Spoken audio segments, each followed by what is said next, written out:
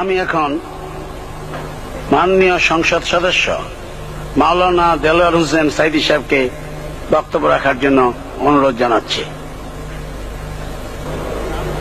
নাহমাদুহু ওয়া নুসাল্লি আলা রাসূলিহিল কারীম ওয়া আলা আলিহি ওয়া আসহাবিহি আজমাইন। আউযু বিল্লাহি মিনাশ শাইতানির রাজীম। বিসমিল্লাহির রহমানির রহিম। মাননীয় স্পিকার, আপনি এই মহান সংসদের স্পিকার হিসেবে নির্বাচিত হয় আমরা জাতীয় সংসদের পক্ষ থেকে আপনাকে অন্তরের অন্তঃস্থল থেকে মোবারকবাদ জানাচ্ছি। মাননীয় স্পিকার, আমি আজ এই সংসদে দাঁড়িয়ে ওই মহান আল্লাহ পাকের প্রশংসায় সেজদা অবনত হচ্ছি, যিনি 1 অক্টোবরের ব্যালট যুদ্ধের মাধ্যমে সুদীর্ঘ 5 বছরের দুঃশাসন, সীমাহীন দুর্নীতি, ইসলাম বিরোধী কর্মকাণ্ড, দেশব্যাপী ভয়াবহ সন্ত্রাসের মোকাবেলায় 4 দলীয় ঐক্যজোটের মহা বিজয় দান করেছেন এবং যার ফলশ্রুতিতে আজকে আমরা এই মহান সংসদে দাঁড়িয়ে কথা বলার সুযোগ লাভ করেছি। মাননীয় স্পিকার, আপনার মাধ্যমে আমি আমার অন্তরের অন্তঃস্থল থেকে দেশবাসীকে ধন্যবাদ জানাই। বিশেষ করে আমার নির্বাচনী এলাকা পিরোজপুর, নাজিরপুর, ইন্দুরকানীবাসী ভাই বোনদের প্রতি কৃতজ্ঞতা জানাই, যাদের অক্লান্ত পরিশ্রমে এবং মূল্যবান ভোটের মাধ্যমে আমি নির্বাচিত হয়ে মহান সংসদের সদস্য হওয়ার সুযোগ লাভ করেছি। মাননীয় স্পিকার, বাংলাদেশের 13 কোটি মানুষকে যারা পরিচালনা করবেন আজকে তারাই এই মহান সংসদে বসে আছেন।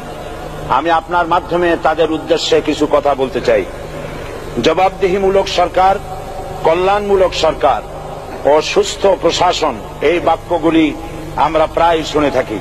এই বাক্যগুলির অর্থ সরকার স্বৈরাচার নয়, বরং জনগণের কল্যাণে জনগণ নিকট দায়বদ্ধ সরকার, যা আব্রাহাম লিঙ্কনের ভাষায় by the people, for the people, of the people. বর্তমান পৃথিবীতে মূলত গণতান্ত্রিক দেশে এখন সরকারকে বিবেচনা করা হয়।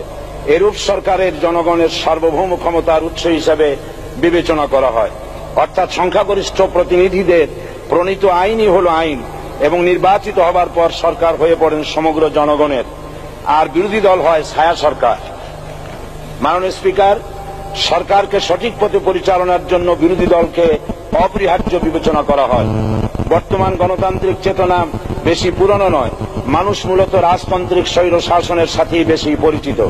বস্তুত বর্তমান পৃথিবীতে গণতান্ত্রিক শাসন ব্যবস্থায় জবাবদিহিমূলক, কল্যাণমূলক, স্বচ্ছ প্রশাসনের যে কথাবার্তা আমরা শুনতে পাই, এর প্রথম উপস্থাপক হলেন বিশ্বনবী হযরত মুহাম্মদ রাসূলুল্লাহ সাল্লাল্লাহু আলাইহি ওয়াসাল্লাম। বর্তমান গণতান্ত্রিক ব্যবস্থাপনার সাথে ইসলামের মূল পার্থক্য হল সার্বভৌমত্বের ধারণা নিয়ে। ইসলামের দৃষ্টিতে সার্বভৌমত্বের মালিক জনগণ নয়, মালিক হলেন আল্লাহ রাব্বুল আলামিন। কিন্তু সরকার গঠন ও পরিচালনা জনগণের ইচ্ছার ভিত্তিতে হতে হবে। জনগণের ইচ্ছার বিরুদ্ধে ক্ষমতায় থাকার অধিকার ইসলামের স্বীকৃত নয়।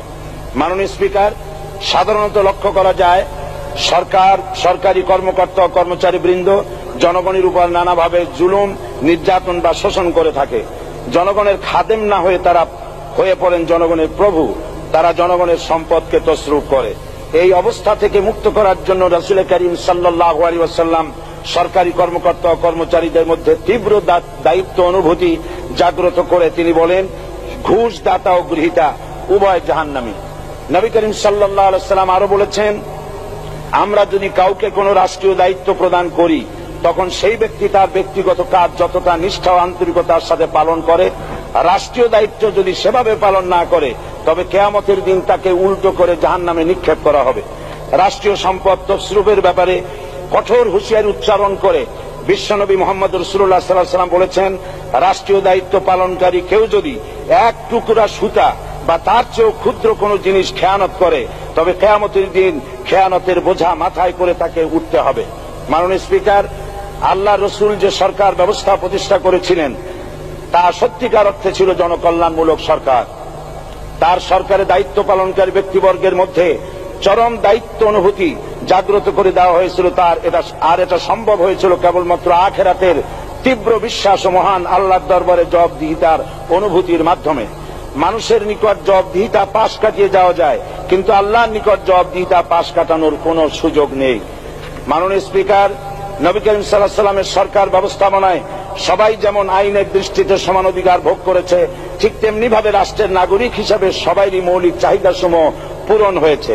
ঋণগ্রস্ত এতিম অসহায় জনগণ রাষ্ট্রীয় তহবিল থেকে সহযোগিতা লাভ করেছে।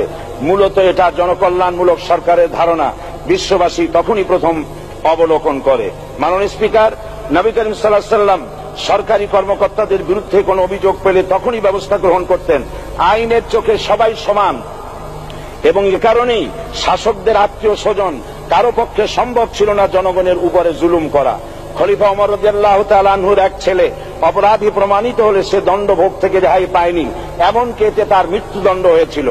আবার খলিফা নিজেকে আইনের ঊর্ধ্বে মনে করতেন না, তাই বর্ম চুরির ঘটনায় আলী রাদিয়াল্লাহু তাআলা আনহু কাজীর দরবারে সাধারণ ফরিয়াদির মতো উপস্থিত হন। নিজের ছেলে ও চাকরের সাক্ষী যথেষ্ট না হয় কাজী খলিফার বিপক্ষে রায় দেন। এখানে বিচার বিভাগ ছিল সম্পূর্ণ স্বাধীন এবং শাসন বিভাগের নিকট তার কোনো দায়বদ্ধতা ছিল না। মাননীয় স্পিকার, এসব হলো ইতিহাস। মুসলমান আজ অনুসরণ করতে চায় না তাদের অতীতের গৌরবোজ্জ্বল কর্মপদ্ধতিকে। সে এখন কাফির মুশরিকদের কিরানক স্বার্থ পূজারী আখেরাতে জবাবদিহিতা শূন্য বাগাড়ম্বর এক জাতি। মাননীয় স্পিকার, যে জাতির এক পূর্বসূরি মাথায় আটার বোঝা বহন করে নিয়ে চললেন আর বলে গেলেন মানুষ কেন, ফোরাতের কূলে যদি একটি কুকুরও না খেয়ে মারা যায় তবে এই ওমর রাদিয়াল্লাহু তাআলা আনহুকে কিয়ামতের দিন আল্লাহর দরবারে জবাবদিহি করতে হবে। আর আজ সেই জাতির দায়িত্বশীলরা জনগণকে অভুক্ত রেখে তাদের মুখের গ্রাসে ভাগ বসায়। জনগণ তাদের নিকট উপস্থিত হলে মনে হয় যেন গোলাম প্রভুর দরবারে উপস্থিত হয়েছে, আর অহেতুক উৎকোচ দাবি করে তাদের উপর জুলুম করছে।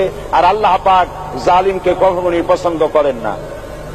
মাননীয় স্পিকার, আমি দৃঢ়ভাবে আশা করি এই অবস্থা কাটিয়ে উঠে আমরা রাসূল করিম সাল্লাল্লাহু আলাইহি সাল্লাম কর্তৃক প্রদর্শিত রাষ্ট্র ব্যবস্থার অনুসরণ করে একটি সুখী সমৃদ্ধশালী আধুনিক ইসলামী রাষ্ট্র পরিণত করে বাংলার প্রিয় জন্মভূমি বাংলাদেশকে আজ গোটা বিশ্বব্যাপী শোষণ, নির্যাতনা, হানাহানি, অশান্তির মধ্যে, তাই আজ পৃথিবীর অধি আগ্রহে অপেক্ষা করছে ইসলামের আলোকে এমন এক রাষ্ট্র ব্যবস্থার যেখানে দায়িত্বশীলরা আল্লাহ তাআলার কাছে জবাবদিহিতার পাশাপাশি জনগণ নিকটও জবাবদিহি করতে বাধ্য হবে।